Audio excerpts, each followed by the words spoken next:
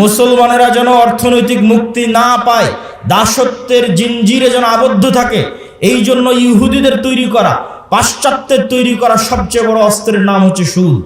সবচেয়ে বড় অস্ত্রের নাম সুদ। আল্লাহ দিয়েছেন কর্জে হাসানা, আর ইহুদি খ্রিস্টান, IMF, ওয়ার্ল্ড ব্যাংক, পাশ্চাত্য বিশ্ব দিয়েছে সুদ।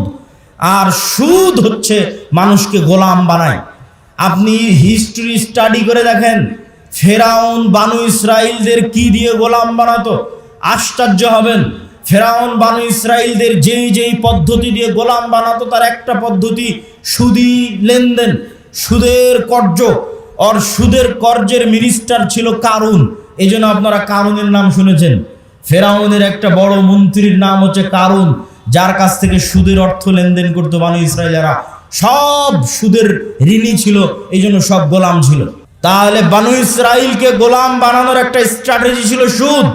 আজকের মুসলিম উম্মাহকে গোলাম বানানোর একটা স্ট্র্যাটেজি হচ্ছে সুদ। পুরো দেশ গোলাম সুদের ঋণের কারণে। পুরো একটা মুসলমানদের বলে পারমাণবিক শক্তির অধিকারী পাকিস্তান, এই পুরো একটা রাষ্ট্র গোলাম শুধু এই সুদি ঋণের কারণে। ওই যে বাপ দাদার কাছ থেকে, প্রভুর কাছ থেকে সুদ নিয়ে রেখেছে, ওদের পারমিশন ছাড়া ওই পারমাণবিক অস্ত্রে চাপও দিতে পারবে না, ফাও, কোনো কাজ নাই। তাহলে মুক্তির জন্য অর্থনৈতিক মুক্তি খুবই জরুরি। আর এই অর্থনৈতিক মুক্তির জন্য সুদের আযাব থেকে মুক্তি জরুরি। সুদ কেন গোলাম বানায়? রাসূলুল্লাহ সাল্লাল্লাহু আলাইহি ওয়াসাল্লাম তার বহু দোয়ায় বলেছেন, আল্লাহুম্মা ইন্নী আউযুবিকা মিনাল মা'সামি ওয়াল মাগরাম। হে আল্লাহ, গুনাহ থেকে বাঁচতে চাই, ঋণ থেকে বাঁচতে চাই। আল্লাহর নবী বহু দোয়ায় বলেছেন, হে আল্লাহ, যালঈদ দাইনি ওয়া গালাবাতির রিজাল। ঋণের বোঝা থেকে বাঁচতে চাই, মানুষের আধিপত্য থেকে বাঁচতে চাই। আল্লাহর নবীকে সাহাবীরা জিজ্ঞেস করলেন, হে আল্লাহর নবী, কেন আপনি ঋণের বোঝা থেকে বাঁচার জন্য এত দোয়া করেন?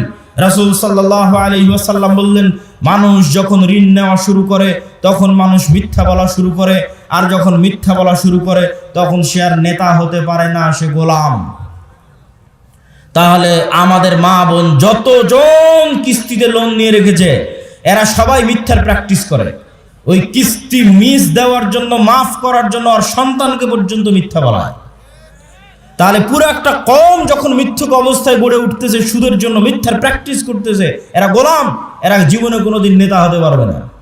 তাহলে নেতা হতে হলে সুদি লোন থেকে বাঁচতে হবে, কর্জ থেকে বাঁচতে হবে, যেন মিথ্যা না বলা লাগে, মিথ্যা বলা থেকে বাঁচতে হবে, নাহলে নেতা হতে পারবেন না। এই পয়েন্ট থেকেই, এই যে মিথ্যা বলা থেকে বাঁচা, এটার থেকে 2 নম্বর পয়েন্টে চলে যায়, যে গোলামির পথ থেকে, গোলামির জিঞ্জির থেকে বাঁচার দ্বিতীয় রাস্তা হচ্ছে সত্যবাদিতা, ন্যায় পরায়ণতা। আমি গত 2 বছর এই বক্তব্য দিয়েছি, কিন্তু মানুষকে উদাহরণ দিতে পারিনি যে সত্যবাদিতা, ন্যায় পরায়ণতা মানে উদাহরণ কি। এখন অন্তত বক্তব্যে উদাহরণ দিতে পারবো যে শরীফ ওসমান হাদি হচ্ছে সত্যবাদিতা, ন্যায় পরায়ণতার একটা অন্তত প্রতীক, যে জুলাই আগস্টের পর সব মানুষ নিজ নিজ দলের হয়ে গেল। আর যখনই আপনি কোনো দল করবেন, ওই দলের স্বার্থের বাইরে গিয়ে আপনার মুখ খুলবে না, জিহ্বা আটকা, বন্ধ। আর যখনই আপনি গণতন্ত্রের রাজনীতির মধ্যে থাকবেন, তখন মিথ্যা আপনার রক্তের মধ্যে মিশে যাবে। কেন? গণতন্ত্রের রাজনীতি এত নিকৃষ্ট, এত জঘন্য, যেখানে এক দল তো আর এক দলের বিরুদ্ধে বলবে, একই আসনে মনোনয়ন প্রার্থী একজন আর একজনের নামে মিথ্যা বলবে। তাহলে ওই যে মিথ্যার কালচারের মধ্যে লিয়াজু, লবিং, আসন ভাগাভাগি, অমুককে নয় আমাকে দাও, এই পুরো কালচারটার মধ্যে ঢুকে আছে টাকার লেনদেন, 2 নাম্বারি, ধোকা, লবিং, লিয়াজু, এই পুরো কালচারটার মধ্যে ঢুকে আছে মিথ্যা, ধোকা, দুর্নীতি। তাহলে এই একটা কালচারের মধ্যে দিয়ে যে বড় হবে, এই এমপি, এই মন্ত্রী, এই মিনিস্টার যদি প্রাইম মিনিস্টার হয়, আপনাদের কাছে সে নেতা হতে পারে। আল্লাহর গায়েবের মূলনীতি অনুযায়ী ও গোলামের ঘরের গোলাম। তাহলে যত এমপি এই মিথ্যা, এই দুর্নীতির সাথে জড়িত, সে যদি প্রাইম মিনিস্টারও হয়, সে নেতা না গোলাম? একটু জোরে বলেন, নেতা না গোলাম? গোলাম। এটাই আল্লাহর মূলনীতি। এই মূলনীতির উপরেই আল্লাহ সুবহানাহু ওয়া তাআলা পৃথিবী প্রতিষ্ঠিত করেছেন। নেতা কখন? যখন সত্যবাদিতা, ন্যায় পরায়ণতার উপর দাঁড়িয়ে আছে। তাহলে ওসমান হাদি একমাত্র ব্যক্তি ছিল যে দলের লেজুর বৃত্তি না করে, দলের লিয়াজু, লবিং এর মধ্যে না গিয়ে, আসন ভাগাভাগির মিথ্যা, দুর্গন্ধযুক্ত, নিকৃষ্ট কালচারের মধ্যে না গিয়ে, যেটা সত্য ওইটাই মানুষের মুখের উপর স্ট্রেট ফরওয়ার্ড বলে দিত। আর এই রকম একজন মেরুদণ্ডওয়ালা, যার মেরুদণ্ড আছে, যে স্ট্রেট ফরওয়ার্ড সত্য এবং ন্যায় বলতে পারে জ্ঞানের সাথে বুদ্ধিমত্তার সাথে, এটাই নেতা, এটাই নেতা তৈরি হওয়ার রাস্তা। আর এই রকম একজন মেরুদণ্ডওয়ালা সত্যবাদী ন্যায়পরায়ণ নেতা ওই রকম লাখো দুর্নীতিগ্রস্ত নির্বাচিত এমপির চেয়ে পাওয়ারফুল। এবং ওই পাশ্চাত্যের আর আমাদের পাশের দাদাবাবুরা তারা পর্যন্ত ভয় পায় এই রকম নেতাকে। কেন? ওই যে দুর্নীতির মধ্যে যে নেতা উঠে এসেছে, ওকে টাকা দিয়ে কিনে নেওয়া যাবে। ভারতও ওকে কালকে টাকা দিয়ে কিনে নিতে পারবে, আমেরিকা ওকে কালকে টাকা দিয়ে কিনে নিতে পারবে। ওকে বলবে তোমার যত দুর্নীতি করার ইচ্ছা করো, টাকা পাচার করে নিয়ে আমার দেশে চলে আসো, আমি যা বলবো তাই শুনবা। তো ও যেহেতু এই দুর্নীতির প্র্যাকটিসের মধ্যেই বড় হয়েছে, তো কোনোদিন দেশের পক্ষে কাজ করবে না, অন্য দেশের গোলামি করবে, অন্য দেশের গোলামি করবে। তাহলে গোলামি থেকে বাঁচার জন্য একটা প্রজন্ম তৈরি করতে হবে আপনাদের, যে প্রজন্ম হবে সত্যবাদী ন্যায়পরায়ণ, মিথ্যা এবং অন্যায়ের সংস্পর্শে যায়নি, মেরুদণ্ড বিক্রি করবে না টাকার কাছে। আপনি মাপবেন কেমনে যে আমি সত্যবাদী ন্যায়পরায়ণ কিনা? আপনি নিজেকে জিজ্ঞেস করেন যে আপনি আপনার পিতার সম্পত্তিতে আপনার বোনকে ন্যায়ের সাথে সম্পদ দিয়েছেন কিনা? আপনার পিতা আপনার দাদার সম্পত্তিতে আপনার ফুফুকে ন্যায়ের সাথে সম্পদ দিয়েছে কিনা? যদি দেখেন হ্যাঁ ন্যায়ের সাথে বন্টন হয়েছে, তাহলে আপনার মধ্যে নেতৃত্বের গুণ আছে, আল্লাহর দৃষ্টিতে আপনি নেতা হতে পারবেন। আরও বাকি গুণগুলো অর্জন করলে পূর্ণ নেতা হবেন, কিন্তু মোটামুটি এই গুণটা আছে। আর যদি দেখেন যে না, আপনি ন্যায়ের সাথে বন্টন করতে পারেননি, আপনি নিশ্চিত জেনে রাখেন, আপনি নিশ্চিত জেনে রাখেন আজকে আপনি আপনার স্ত্রীর সাথে ন্যায় করতে পারেননি, আজকে আপনি আপনার বোনের সাথে ন্যায় করতে পারেননি, আজকে আপনি আপনার পিতা মাতার সাথে ন্যায় করতে পারেননি। ওয়াল্লাহি আল্লাহর কসম করে বলছি, ওয়াল্লাহি আল্লাহর কসম করে বলছি, যে তার বোন তার ফুফুর সাথে ন্যায় করতে পারেনি, এই ব্যক্তিও যদি নির্বাচিত হয়ে ক্ষমতায় আসে, সেও গত 16 বছরের চেয়ে বড় দুর্নীতিবাজ হবে। তাহলে নেতা তখনই তৈরি হবে যখন ন্যায় এবং সত্যবাদিতা তার রক্তের মধ্যে থাকবে। আর মিথ্যা গোলামির কালচার। ইব্রাহিম আলাইহিস সালাতু ওয়াস সালামের 2 সন্তান, এক সন্তানের নাম ইসহাক, আর এক সন্তানের নাম ইসমাইল। ইসহাককে রেখে দিলেন জেরুজালেমে, আর ইসমাইলকে রেখে দিলেন মক্কায়। ইসমাইল থেকে মুহাম্মদ পর্যন্ত এই দীর্ঘ সময়ে এই বানু ইসরাইলের সাথে কি হচ্ছে দেখেন, শর্টকাট।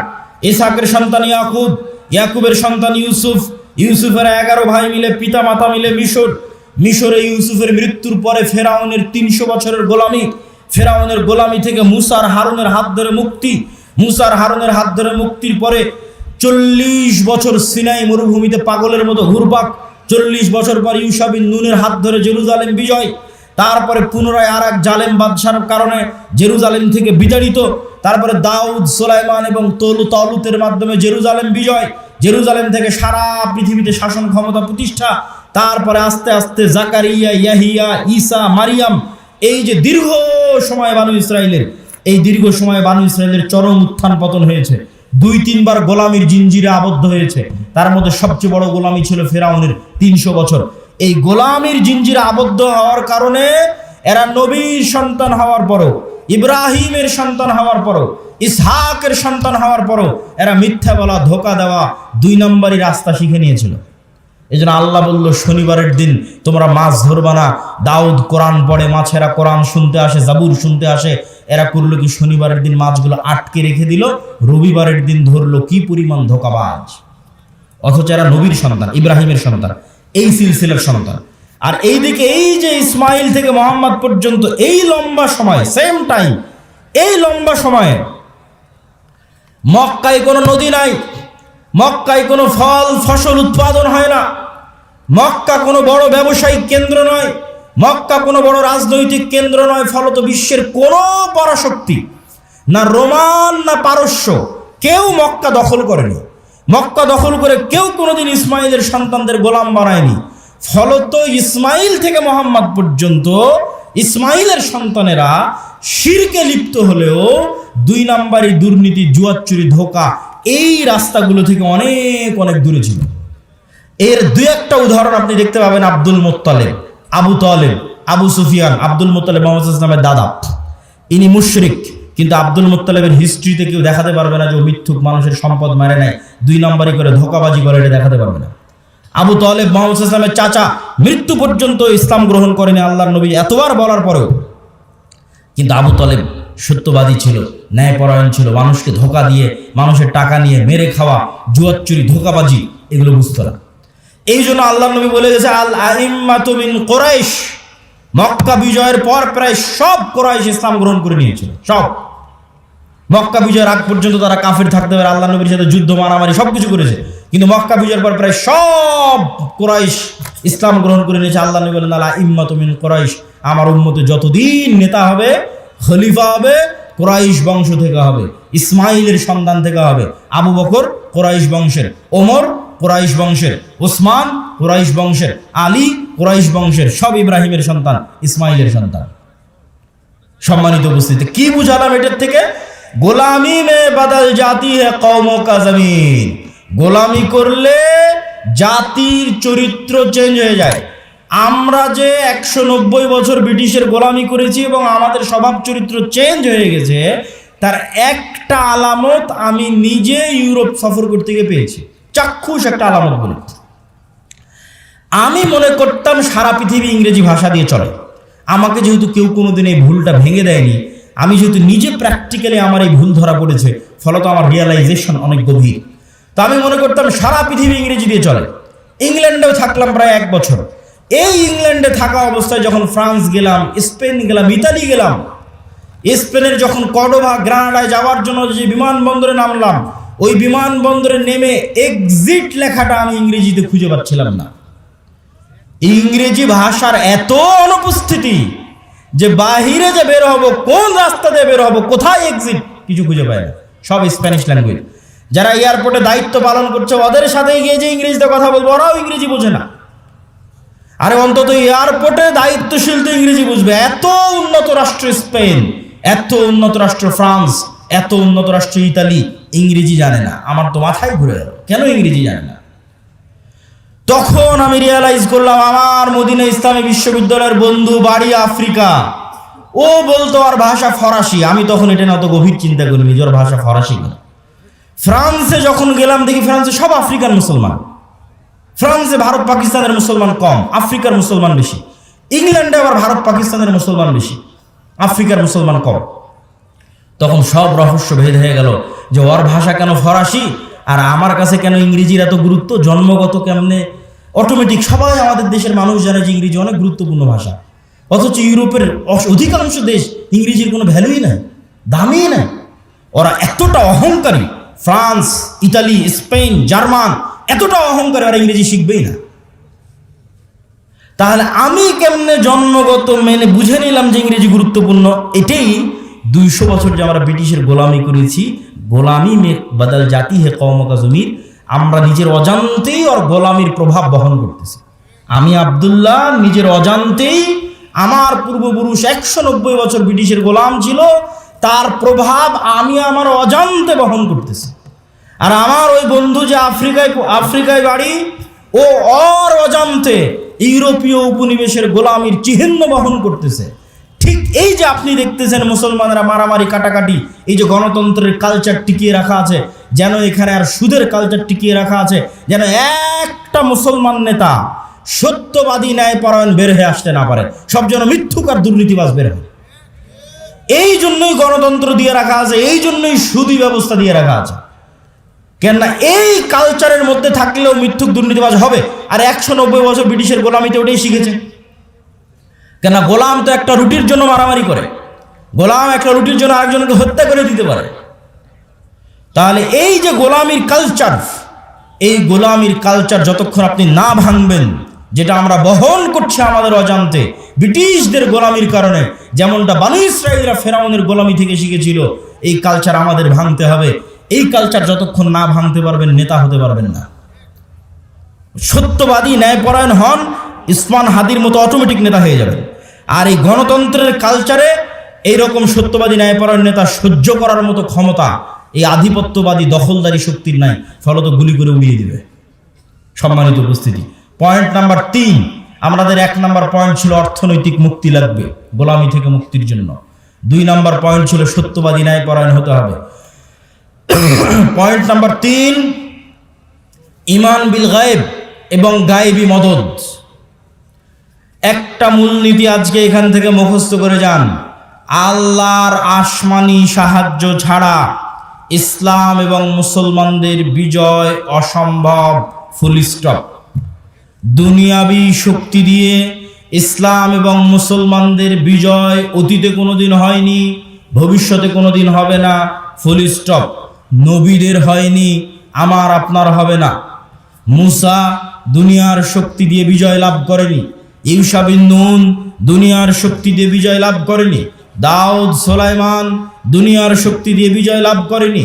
মুহাম্মদ সাল্লাল্লাহু আলাইহি সাল্লাম বদরে, উহুদে, খন্দকে, বদরে মক্কার কাফের মুশরিক 1000, মুহাম্মদ সাল্লাল্লাহু আলাইহি সাল্লাম 300, উহুদে মক্কার কাফের মুশরিক 2000, মুহাম্মদ সাল্লাল্লাহু আলাইহি সাল্লাম 700, খন্দকে মুহাম্মদ সাল্লাল্লাহু আলাইহি সাল্লাম 700 থেকে 1000। আর মক্কার কাফের মুশরিক শুধু নয়, সারা আরবের কাফের মুশরিক একত্রিত হয়েছে 10,000। খন্দকের যুদ্ধে কোনো দুনিয়াবী শক্তি নাই যা মুহাম্মদ সাল্লাল্লাহু আলাইহি সাল্লামকে জয় লাভ করাতে পারে। এত অসম যুদ্ধ পৃথিবীতে হয় না, কিন্তু এই প্রত্যেকটা যুদ্ধে মুহাম্মদ সাল্লাল্লাহু আলাইহি সাল্লাম জয় লাভ করেছে দুনিয়াবী শক্তিতে না কার সাহায্যে? আল্লাহর সাহায্যে। আর একটা যুদ্ধে সাহাবীরা মনে করেছিল যে আজকে আমরা দুনিয়ার শক্তি দিয়ে জিতবো, ওই যুদ্ধের নাম হুনাইন। মক্কা বিজয়ের পরে এই যুদ্ধ হয়েছিল। মক্কা বিজয় যখন সব মুসলমান হয়ে গেছে, 12,000 সাহাবী হুনাইনের যুদ্ধে। আল্লাহর নবী নিজে চোখে কোনোদিন দেখেনি, তার পিছে 12,000 মানুষ দাঁড়িয়ে আছে। সাহাবীরা কোনোদিন দেখেনি 12,000-এর জামাত। 300 জন নিয়ে যুদ্ধ করেছে, 700 নিয়ে যুদ্ধ করেছে, 1000 নিয়ে যুদ্ধ করেছে, আজকে হুনাইনে 12,000। তখন সবার আল্লাহর উপর, মুহাম্মদ সাল্লাল্লাহু আলাইহি ওয়াসাল্লাম বাদ দিয়ে অধিকাংশ সাহাবীর আল্লাহর উপর ভরসা কমে নিজেদের উপর ভরসা চলে এসেছে। যে আজকে হাই কনফিডেন্স, মক্কা বিজয় করেছি আর এখন হুনাইনের যুদ্ধ আমাদের পরাজিত করে কে? আর হুনাইনের যুদ্ধ শুরু হওয়ার আধা ঘন্টা পার হয়নি, 1 ঘন্টা পার হয়নি, সব দৌড়ে দৌড়ে পালাচ্ছে। তাহলে নবীর জীবদ্দশায় দুনিয়ার শক্তিশালী হওয়ার পরেও বিজয় হচ্ছে না পরাজয় হচ্ছে? একটু জোরে বলেন তো, জয় হচ্ছে না পরাজয় হচ্ছে? নবীর জীবদ্দশায় দুনিয়ার শক্তিতে বিজয় হচ্ছে না। কার সাহায্য লাগে বিজয়ের জন্য? আল্লাহর সাহায্য লাগে। এই আল্লাহর সাহায্য পাওয়ার সিক্রেট যতদিন না জানবেন, আর এই সিক্রেট যতদিন বাস্তবে প্রয়োগ না করবেন, ততদিন দুনিয়ার রাস্তা দিয়ে আপনি যতই চেষ্টা করেন আপনার বিজয় হবে না। এটা নিশ্চিত জেনে রাখেন। আপনার ভরসা দুনিয়ার উপর দেখেই তো আপনি চেষ্টা করতেছেন যে হ্যাঁ, মন্দিরগুলো পাহারা দিয়ে যদি ভোট পাওয়া যায়। মন্দির পাহারা কেন? আপনি যদি প্রত্যেকটা হিন্দুকে একটা করে মন্দির বানিয়ে দেন, দিয়ে যদি মনে করেন দুনিয়ার শক্তি দিয়ে ইসলামকে বিজয় করবেন, আপনার ব্যক্তি স্বার্থ আদায় হতে পারে। দুনিয়ার শক্তি দিয়ে ইসলাম বিজয় হয় না, হয়নি, কিয়ামত পর্যন্ত হবে না। তাহলে ইসলাম বিজয় হবে কোনটা? যেটাতে আল্লাহর সাহায্য আসবে। আল্লাহর সাহায্য পাওয়ার শর্ত পূরণ করেন, ইসলাম বিজয় হবে। আর আল্লাহর শর্ত পাওয়ার সাহায্য পূরণ করবেন না, আল্লাহর ঠেকা পড়েছে আপনাকে দিয়ে ইসলামকে বিজয় করতে হবে। আল্লাহ বলেছে, ইউরিদুনা লিইউতফিউ নূরাল্লাহ ওয়াল্লাহু মুতিম্মু নূরিহি ওয়ালাউ কারিহাল কাফিরুন। ইসলাম আল্লাহর নূর, আর এই নূর সারা পৃথিবীতে বিজয়ী হবে, এটা আল্লাহর ওয়াদা। বলেন আল্লাহু আকবার। হুয়াল্লাযী আরসালা রাসূলাহু বিল হুদা ওয়া দীনিল হক লিইয়ুযহিরাহু আলাদ দীনি কুল্লি।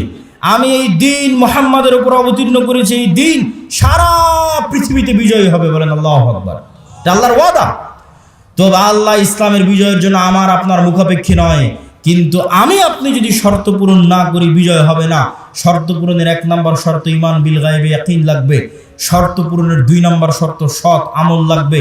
শর্ত পূরণের 3 নম্বর শর্ত শিক্ষা এবং জ্ঞানে এগিয়ে যেতে হবে। ঈমান বিল গায়বের উপর বিস্তারিত আলোচনা বহু বক্তব্যে করেছি।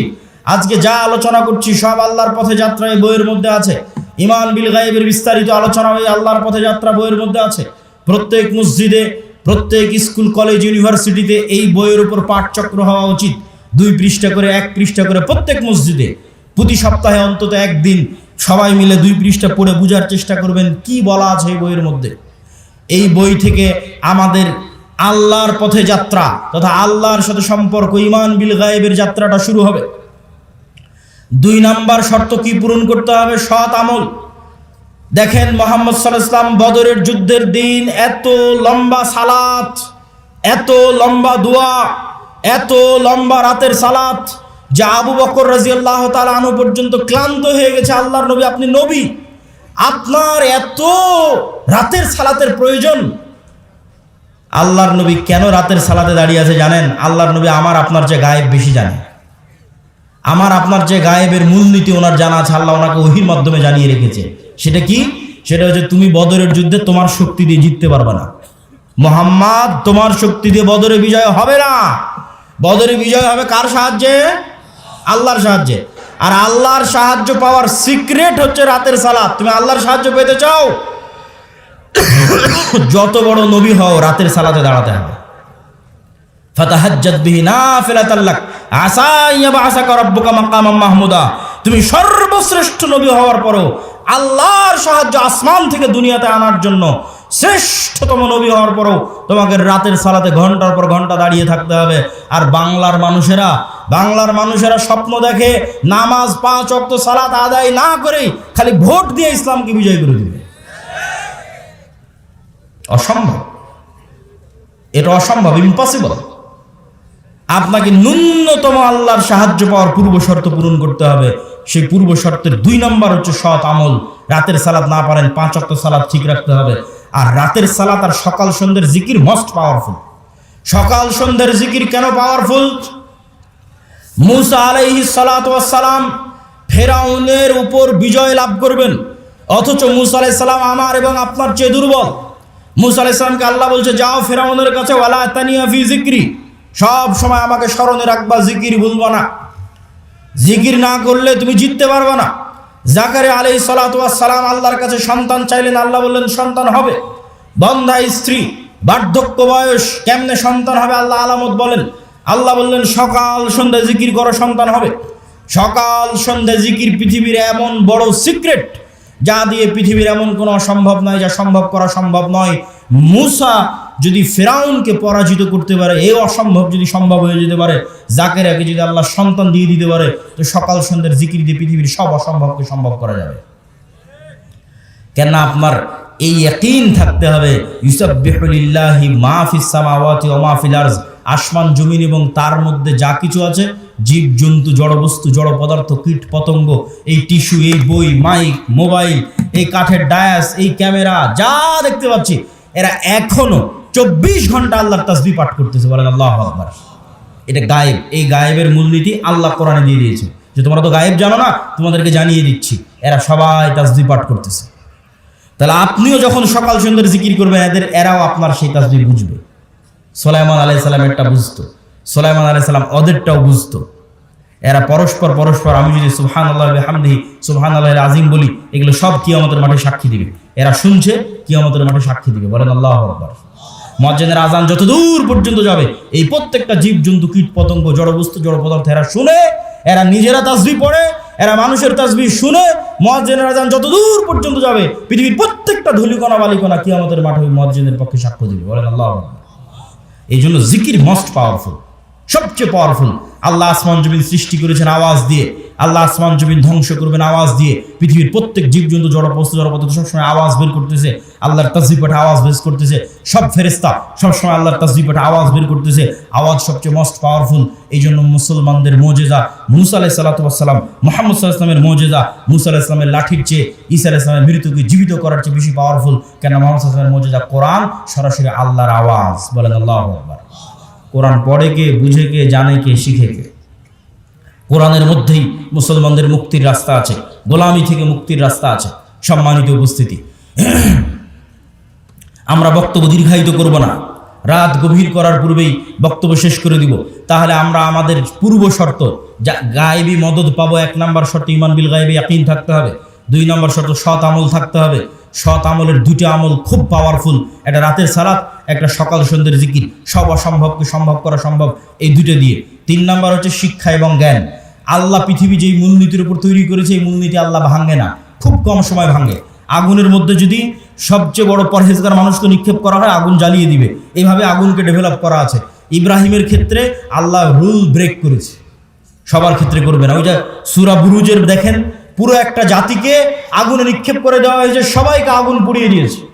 সূরা বুরুজের ঘটনা, পুরো একটা জাতিকে ইমানের কারণে আগুনে নিক্ষেপ করা হয়েছে, সবাই আগুনে জ্বলে গেছে, পুড়ে গেছে, কিন্তু ইমান ত্যাগ করেনি। তাহলে এই যে মূলনীতির উপর আল্লাহ পৃথিবী সাজিয়েছে, এটা আল্লাহ সাধারণত ভাঙে না। আপনি মোবাইল যে ফাংশন ব্যবহার করবেন, ওই ফাংশন ইহুদিও ব্যবহার করলে একই সার্ভিস পাবে, মুসলমান ব্যবহার করলে একই সার্ভিস পাবে।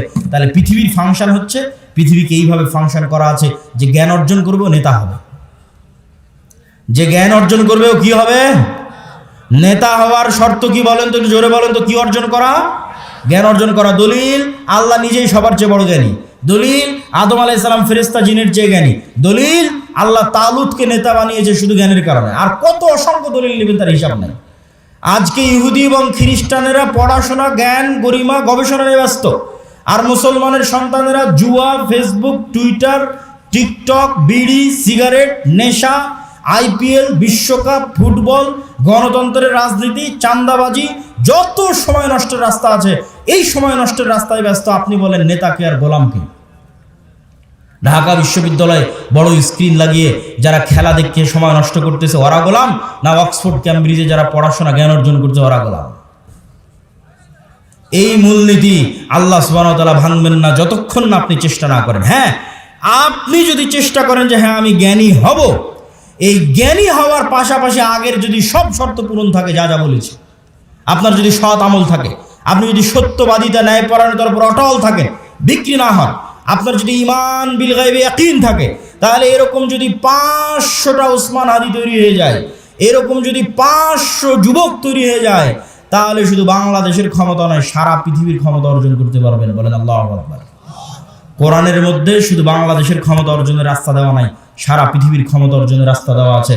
আল্লাহ সুবহানাহু ওয়া তাআলা আমাদেরকে কবুল করুক। বলেন আল্লাহুম্মা আমিন। আমরা যেন আমাদের একটা প্রজন্মকে এই আদর্শগুলোর উপর গড়ে তুলতে পারি। এই জন্যই তো আমরা মক্তব করছি, এই জন্যই তো মাসিক আল ইতিসাম আপনাদের নিতে বলছি, এই জন্যই তো আমাদের মক্তবের সিলেবাস আমার লেখা, যাতে আপনাদের সন্তানদের ব্রেনের মধ্যে আমরা এই জিনিসগুলো ঢুকিয়ে দিতে পারি। আমি জানি না কেন এখনো আপনারা মক্তবের ট্রেনিংয়ের জন্য আপনাদের শিক্ষকদের পাঠান না। যাতায়াত খরচ লাগে না, বই পুস্তকের খরচ লাগে না, থাকা খাওয়ার খরচ লাগে না, তারপরেও আপনি মক্তবের ট্রেনিংয়ে নাই, শুধু প্রোগ্রাম নেওয়ার সময় আছেন।